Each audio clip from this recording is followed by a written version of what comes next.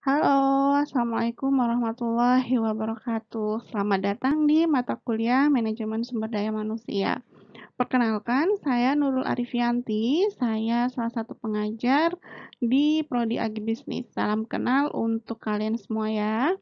Nah, dalam mata kuliah Manajemen Sumber Daya Manusia ini apa sih yang akan kita pelajari? Nanti akan banyak yang akan kita pelajari, baik itu dari teori dan juga mengenai studi kasusnya. Nah, dalam MSDM sendiri, nanti sebelum UTS, itu nanti kita akan pelajari dari perencanaan sumber daya manusia, kemudian seleksi, rekrutmen, itu akan kita pelajari sebelum UTS. Dan untuk setelah UTS, nanti kita akan pelajari next step-nya. Jadi setelah ada rekrutmen itu seperti apa, berarti ada pengembangannya, kemudian pengembangan itu bisa dari pelatihan, kemudian nanti ada kompensasi, kemudian ada serikat pekerja juga. Nah, itu nanti akan kita bahas selama 1 semester ini dalam mata kuliah MSDM. Oke, ini adalah pengantar dari saya, jadi silahkan disimak terus ya. Ya, ini ada beberapa topik yang bisa kita jadikan acuan untuk bisa melihat bagaimana cara pengelolaan atau manajemen sumber daya manusia di suatu organisasi ataupun perusahaan. Nah, yang pertama itu adalah Indonesia ini akan menghadapi yang namanya bonus demografi atau bisa dibilang Indonesia Emas tahun 2045. Dan ini adalah perkiraan Indonesia akan mencapai bonus demografi itu di tahun tersebut. Nah, apa itu bonus demografi? Bonus demografi ini kondisi suatu wilayah di mana usia produktifnya itu lebih banyak daripada tanggungannya. Jadi, mereka mempunyai tanggungan yang lebih sedikit, jadi mereka lebih produktif. Nah, kapan itu terjadi? Itu diperkirakan sekitar tahun 2040 atau sampai 2045, tergantung dari kondisi dari wilayah itu sendiri. Jadi tergantung dari wilayah Indonesia itu sendiri. Indonesia Emas ini ada dampak positif dan juga dampak negatifnya. Yang mana positifnya itu kualitas penduduk pasti akan lebih meningkat karena usia produktif lebih banyak. Dan juga ketika kualitas penduduk itu lebih meningkat, berarti perekonomian ini juga pasti akan meningkat. Nah, apa yang perlu dipersiapkan oleh Indonesia? Yang pertama jelas lapangan pekerjaan. Lapangan pekerjaan dan juga kompetensi yang harus berkualitas dan juga tersedia. Kemudian, program keluarga berencana ini juga menjadi salah satu program untuk mencapai Indonesia Emas, karena tadi kalian tahu sendiri bonus demografi ini untuk jumlah tanggungannya itu lebih sedikit dibandingkan dari dari usia produktifnya seperti itu. Nah, sekarang kita melihat realitas SDM di Indonesia. Lebih dari 50% untuk angkatan kerja itu merupakan kelulusan SMP. Jadi, 50% lebih angkatan kerja ini lulusannya hanya SMP. Kemudian sekitar 29% itu kelulusannya itu dari tingkat SMA. Jadi bisa akumulasi, jadi sekitar 80% untuk angkatan kerja ini kelulusannya hanya di tingkat SMP dan SMA. Dan ini bisa disimpulkan bahwa tidak kompetitif untuk bisa memberikan kualitas kerja yang lebih baik. Nah, kemudian realitasnya apalagi? Kuantitas meningkat, cuman adanya penurunan kualitas dari sumber daya manusianya. Jadi, tingkat pekerjanya itu sangat banyak, namun untuk kualitasnya ini lebih menurun. Kemudian, realita yang saat ini yang terjadi, yang dialami oleh Indonesia dan juga bahkan dunia, yaitu dampak dari pandemi, di mana banyaknya pengangguran, kemudian dirumahkan, hingga PHK, yang mana akhirnya sekitar 19 juta orang itu terdampak karena COVID. Dan ini merupakan tantangan sendiri untuk untuk bisa memanage atau mengelola dari sumber daya manusia, baik itu dari eksternal maupun internal gitu, dari dirinya sendiri atau dari perusahaan atau organisasinya. Kemudian dari segi kompetensi, dilihat tadi, data sebelumnya bahwa tingkat angkatan kerja yang itu lebih banyak SMP dan SMA, akhirnya, kompetensi dari sumber daya ini masih belum optimal. Akhirnya ada beberapa program juga untuk bagaimana bisa meningkatkan kompetensi. Salah satunya dengan kalau di tingkat SMA ini ada SMK, di mana mereka lebih berfokus pada keahlian ya. Jadi ada keahlian, bisa itu perkantoran, kemudian teknis, kemudian ada tata boga, tata busana, yang itu mereka ketika lulus SMK ini punya keahlian dan bisa, digunakan untuk pengembangan dirinya. Kemudian kalau di tingkat sarjana ini ada, kalau sekarang ada MBKM atau program Merdeka, jadi kalian bisa langsung terjun, magang di suatu perusahaan ataupun di suatu, unit bisnis yang itu bisa menjadi pengetahuan kalian ketika kalian lulus itu bisa langsung, eee, punya inovasi sendiri atau bisa langsung bekerja. Kemudian juga ada namanya SKPI. SKPI ini, eee jadi kalian mempunyai, sertifikat kompetensi, yang mana nanti bisa digunakan langsung untuk kalian, bekerja atau pengembangan diri setelah kalian lulus. Kemudian ada beberapa isu, internasional juga tentang sumber daya manusia, yang jelas, kompetensi yang kurang, kemudian, adanya juga, permasalahan atau isu yaitu tentang pekerja perempuan, di mana, ini juga masih menjadi, mmm, polemik ya. Jadi ada beberapa perusahaan yang memang tidak mengutamakan, pekerja perempuan, baik itu di Indonesia ataupun di luar negeri juga. Itu masih ada banyak sekali isu tentang, pekerja perempuan, kemudian baik itu dari kesetaraannya, kemudian, dari produktivitasnya yang, masih dianggap itu masih kurang, seperti itu. Dan ini bisa nanti kita bahas bersama-sama bagaimana sih, eee, apa ya, positif negatifnya dan akhirnya nanti kita akan bisa menemukan jalan tengahnya itu seperti apa sih, kayak gitu. Nanti kita bisa bahas di pertemuan selanjutnya. Nah, kemudian ada isu juga tentang kesenjangan antara kebutuhan dan persediaan. Ini juga bisa dikaitkan dengan digitalisasi atau modernisasi, tenaga kerja.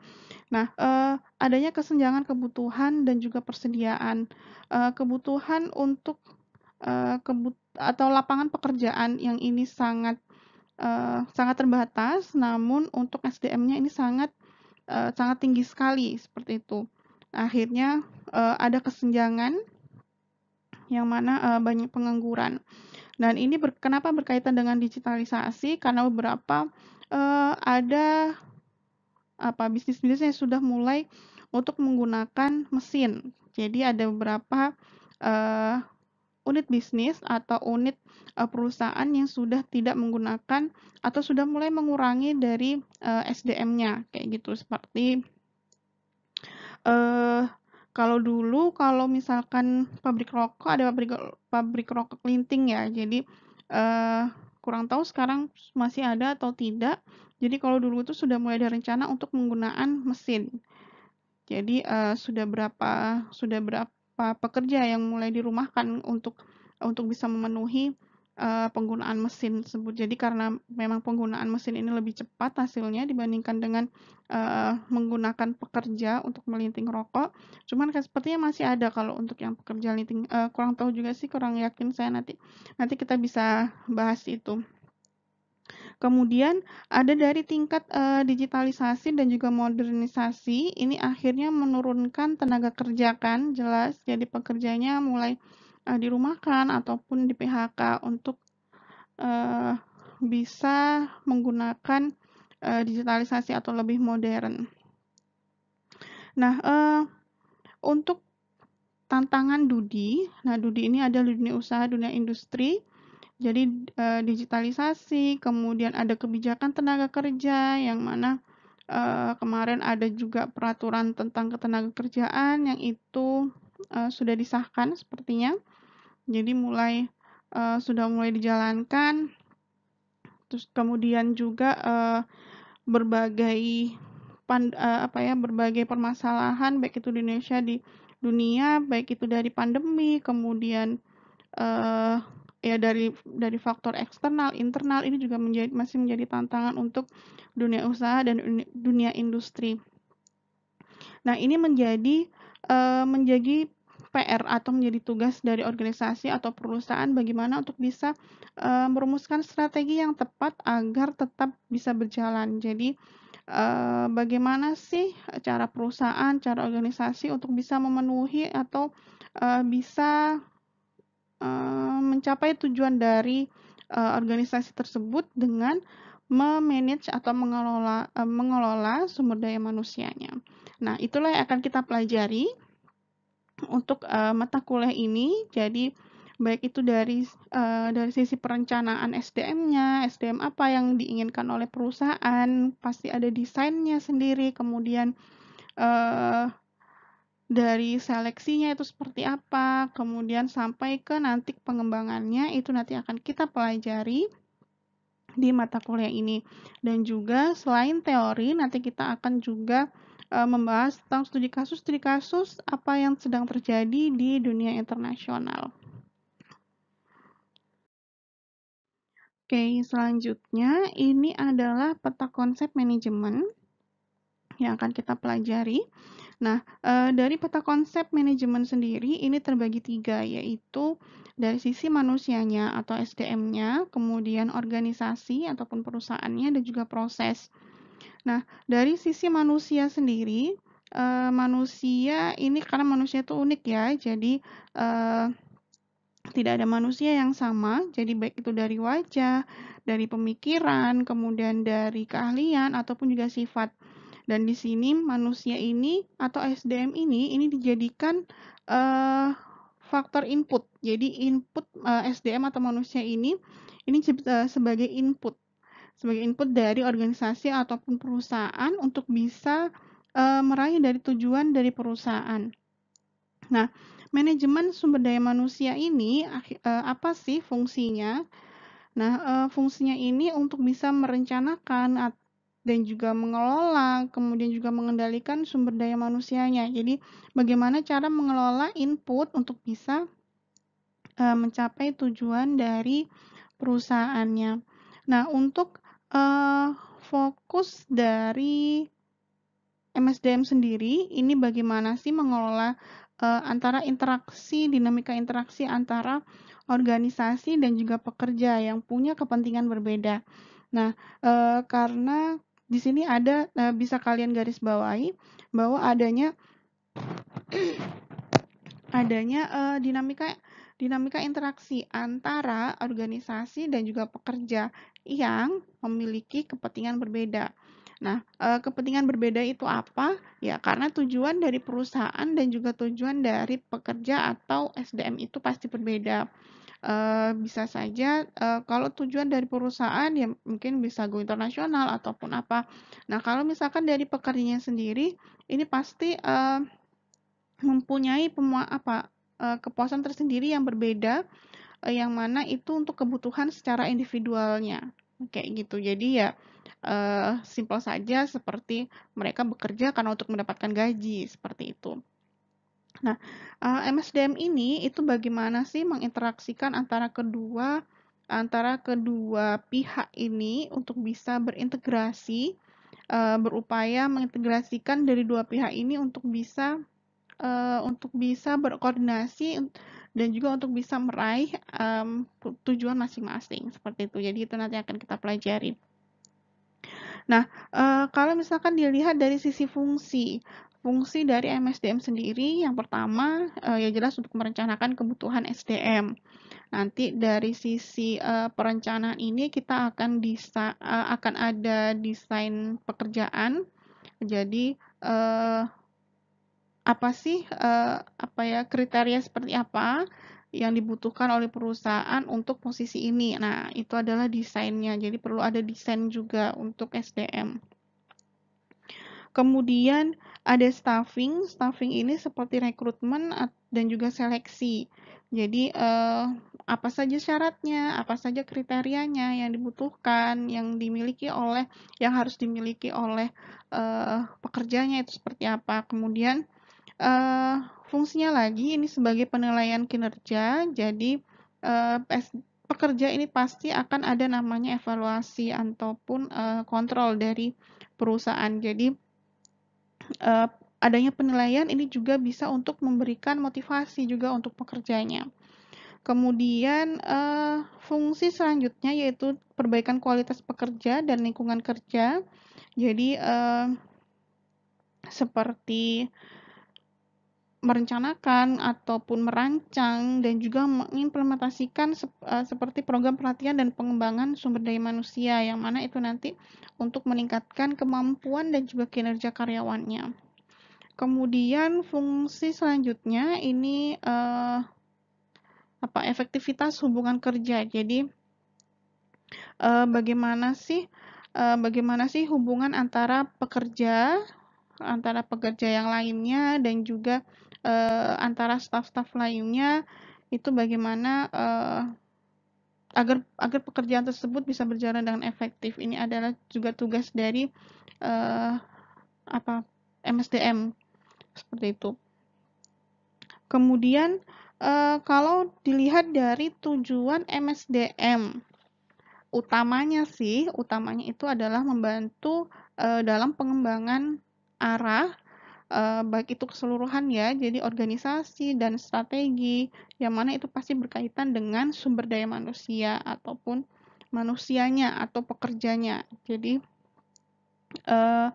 ada 3 tujuan utama dari MSDM, yaitu bisa memperbaiki tingkat produktivitas, kemudian kualitas kehidupan pekerja, kemudian pemenuhan tujuan dari perusahaan atau organisasi. Jadi itu adalah 3 tujuan utama dari MSDM.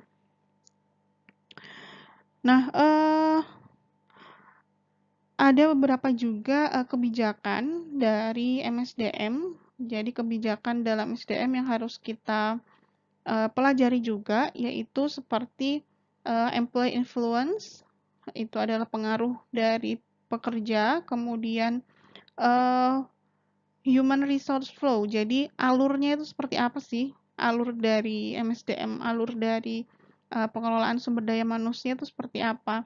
Kemudian ada reward system dan juga ada sistem kerja. Nah, kalau human resource flow itu adalah alur SDM, itu seperti nanti akan kita pelajari, itu jadi berurutan. Jadi berurutan dari perencanaan SDM, itu nanti ada desain jabatan, kemudian rekrutmen, seleksi, kemudian ada analisis jabatan. Analisis jabatan ini juga nanti ada seperti deskripsi jabatan apa sih yang dikerjakan, job list-nya seperti itu. Kemudian pengembangan, perencanaan pengembangan, kemudian kompensasi ini tadi ada sistem reward ya, jadi seperti penggajian, bonus, insentif, tunjangan, dan bentuk kompensasi yang lainnya itu masuk di sistem reward. Kemudian nanti juga ada serikat pekerja, kemudian nanti juga ada K3, jadi kesehatan dan keselamatan pekerja di lingkungan perusahaan, ini juga menjadi perhatian tersendiri untuk pengelolaan di SDM. Kemudian untuk selanjutnya ini adalah ada beberapa pendekatan untuk strategi MSDM. Nah, ini ada pendekatan HR atau pendekatan sumber daya manusia yang coba saya kenalkan ke kalian. Di sini ada 2 pendekatan, yaitu ada Michigan Model dan juga Harvard Model. Nah, di sini nanti kita juga akan bisa melihat perbedaannya itu seperti apa. Nah, yang pertama ini adalah Michigan Model, di mana untuk model pendekatan ini Bisa kalian lihat di sini ada part A dan part B, yang kalau part B ini adalah cycle-nya, flow-nya seperti tadi yang coba saya jelaskan. Nah, kalau yang part A, nah part A ini untuk model ini lebih ke model tradisional. Jadi mereka hanya berfokus pada individual dan juga bagaimana cara eh, apa bisa meraih tujuan dari perusahaannya. Jadi adanya koordinasi antara strategi, kemudian struktur, kemudian HR. Kemudian untuk bisa mencapai suatu strategi ini ada tekanan dari ekonomiknya, kemudian dari politikal juga dan juga dari kulturalnya. Jadi di sini lebih individual. Jadi tidak ada